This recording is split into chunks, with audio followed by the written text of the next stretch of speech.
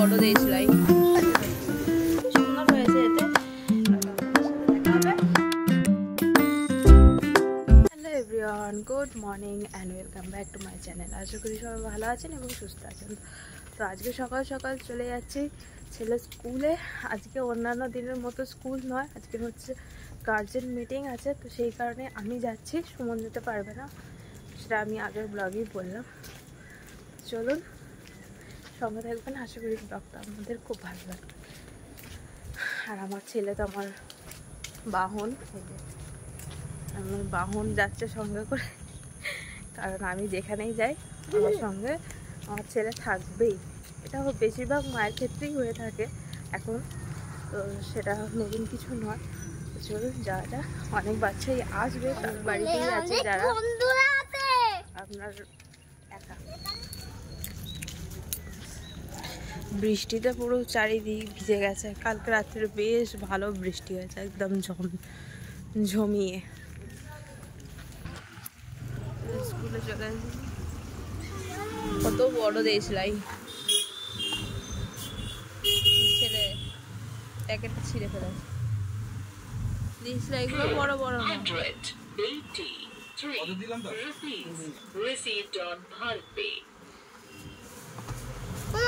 গোপালের সাজ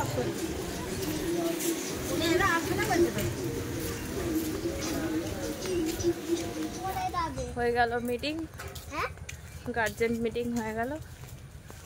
আমার সোনা নামে দুটো কমপ্লেন, এক জায়গায় চুপ করে বসে না, চারিদিকে ঘুরে বেড়ায়, এটা হচ্ছে কমপ্লেন। আর লিখতে দিলে লিখতে চায় না, এদিক ওদিক ওইদিক ওদিক ঘুরে বলে আর লেখা হয় না। চলুন দোকানেও একটু ঘুরে এলাম। আর এইগুলো গোপালের সাজগুলো কি সুন্দর, তাই না?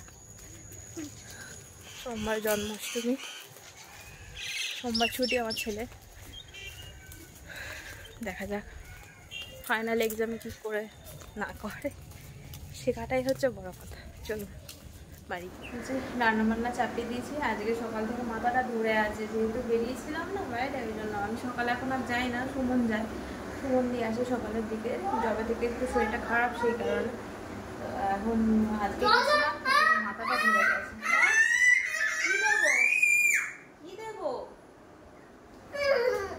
আমার ছেলে ফোন চায়। এখানে ঘি করলার আজকে ভাবছি চচ্চড়ির মতো করে দেবো। অনেক ভাজা খাওয়া হয়েছে, আজকে একটু চচ্চড়ির মতো করবো। এখানে ডাঁটা ছিল দুটো, ডাঁটাও কেটে নিয়েছি।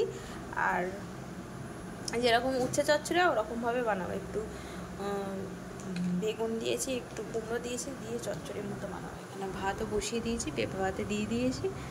এই হচ্ছে আমাদের আজকের রান্না বান্না। হ্যাঁ, পাউরুটি আচ্ছা পরে দেবো। আচ্ছা আচ্ছা, তুমি এখন যাও। সবে চান টান করে এলাম, মানে ছোটাছুটি করে কাজ হয়েছে আজকে।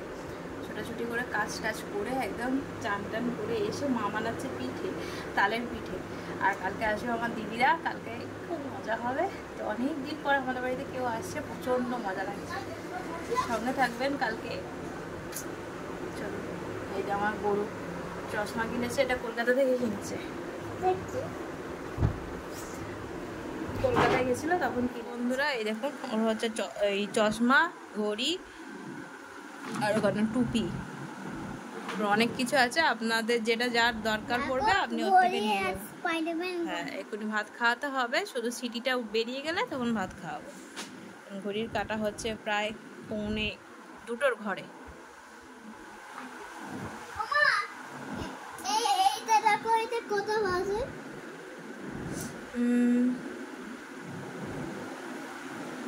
ওই তো 1:35। আমারও মনে হয় চশমা লাগে, চোখের পাওয়ারটা বেড়েছে। সুমন বলছিল দেখাবে দিশাতেই, যদি চশমা নিতে হয় একটা চশমা কিনে দেবে। আমার চশমা অনেকদিন ছোটোবেলাতেই বলেছিল, সেই চোখে আনজিনে হয় না, আমার প্রচুর আনজিনে হতো ছোটোবেলায়। তো সেই কারণে দেখানোর পরে ডাক্তার বলেছিল এই আনজিনে ছাড়বে চোখে চশমা দিলে। কিন্তু তখন মা বলেছে মেয়ে মানুষদের চোখে চশমা ভালো লাগে না, তো বয়স্ক লাগে, ভালো লাগে না। বিয়ের পর যা চশমা পরবি এখন পরতে হবে না। তো আমার মায়ের কারণেই আমি কি চশমা পরি, খুব একটা যে একদম দেখতে পাচ্ছি না তা নয়, একটু দূরের জিনিস দেখতে একটু সমস্যা, ছোট ছোট লেখাগুলো দূর থেকে দেখতে একটু অসুবিধা, বড় লেখা অসুবিধা নেই, একটু ছোট ছোট লেখাগুলো দূর থেকে দেখতে অসুবিধা হয়। তো সেই কারণেই আর কি চশমা নেওয়ার বলেছিল। আর ছোটোবেলায় যেটা বলেছিল চোখে আঞ্জিনা হতো বলে চশমা নিতে বলেছিল। ছোটোবেলায় চোখের কোনো সমস্যা ছিল না, ওই একটাই সমস্যা ছিল, ওই পাওয়ার একটু কম থাকার জন্য না কি থাকার জন্য আঞ্জিনা হয় না, তো সেই কারণেই হতো। তো চশমা নিলে সেটা যাওয়া বলেছিল, আমার মা রাজি হয়নি। আর এখন হচ্ছে আমি দূরে একটু ছোট ছোট লেখা বুঝতে পারি না, অনেকক্ষণ পর অনেক কষ্ট করে হলে তখন বুঝতে পারি। তো সেই কারণে সুমন বলছে একবার দিশাতে দেখিয়ে নেবো চোখের ডাক্তার, তখন যদি চশমা নিতে বলে একটা চশমা নিয়ে নেবে। আর প্রচণ্ড আমার মাথার যন্ত্রণা করে, সেটাও একটা কারণ। আচ্ছা নিয়ে যাও তালের পিঠে।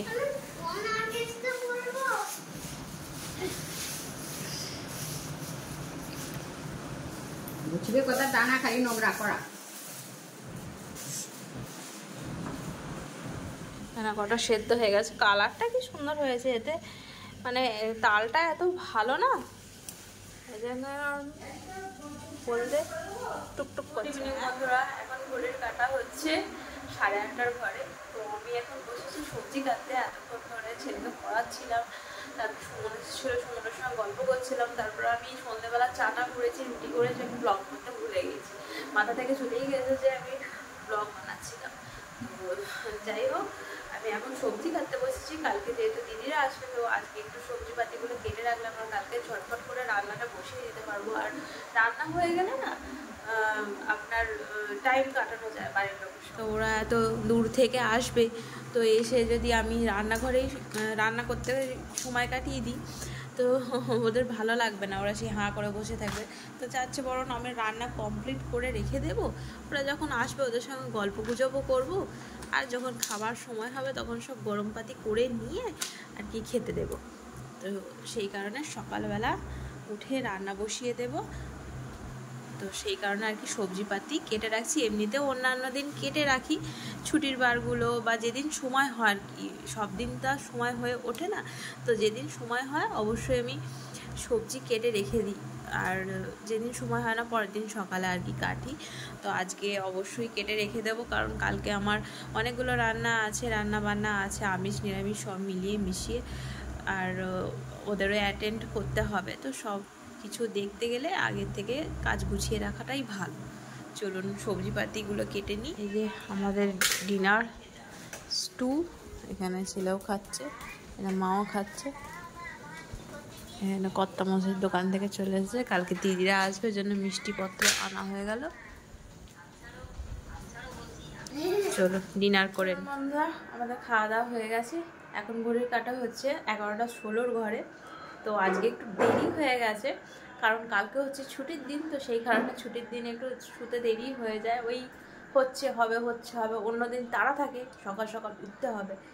তো অন্যান্য দিন 10:30টার সময় উপরে চলে যাওয়া হয়, আজকে 11:30 বেজে যাবে আর কি উপরে যেতে। কিন্তু ব্লগটা আমি এখান পর্যন্তই রাখছি। যদি কিছু ভালো লেগে থাকে চ্যানেলটা অবশ্যই সাবস্ক্রাইব করবে, লাইক করবেন এবং কমেন্টে জানাবেন যে আমার ব্লগ কেমন হচ্ছে। আবার একটা অন্য ব্লগে আপনাদের সাথে দেখা হবে। একটু আমাকে সাপোর্ট করবেন আপনারা, একটু ভালোবাসা দেবেন, আশা করছি আপনাদের পরবর্তীকালে আরও ভালো ভালো কন্টেন্ট যাতে দিতে পারি। হ্যাঁ, তো চলুন বন্ধুরা, টাটা, গুড নাইট, ভালো থাকবেন, সুস্থ থাকবেন, টাটা।